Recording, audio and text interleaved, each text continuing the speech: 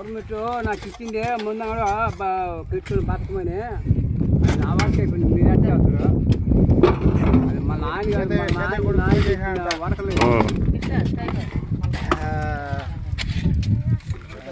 నాకు తెలియకుండా అంటించినారు మీరు అని చెప్పని అన్నా అంట.